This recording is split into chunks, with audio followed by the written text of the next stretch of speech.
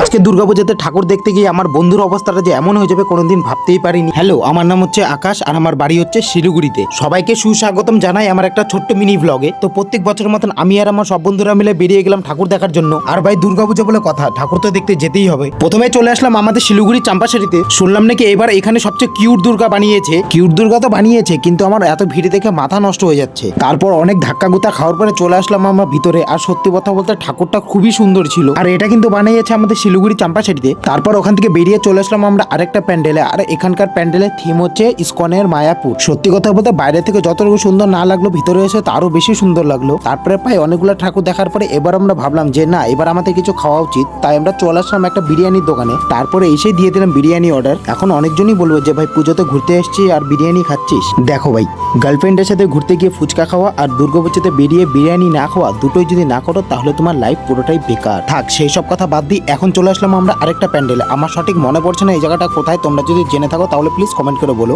Guys, এখন আমাদের এখানে সবাই মিলে আছে, এখানে ফটো তোলা হবে। দেখতে থাকো তোমরা। আর এই যে দেখতেছো অরিজিৎ ব্লগস।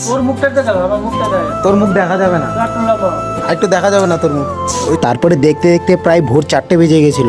আর এটা ছিল আমাদের লাস্ট প্যান্ডেল। তোমরা যারা আমার আগের ভিডিও দেখেছো তারা তো জানবে যে আমি এখানে এর আগেও এসেছি। আর যারা ভিডিওটা দেখোনি এখনই গিয়ে ফটাফট গিয়ে দেখে আসো। আর ভিডিওটা এখানেই শেষ করলাম। তোমরা দুর্গাপূজাতে কেমন এনজয় করলে আমাকে প্লিজ কমেন্ট করে বলো।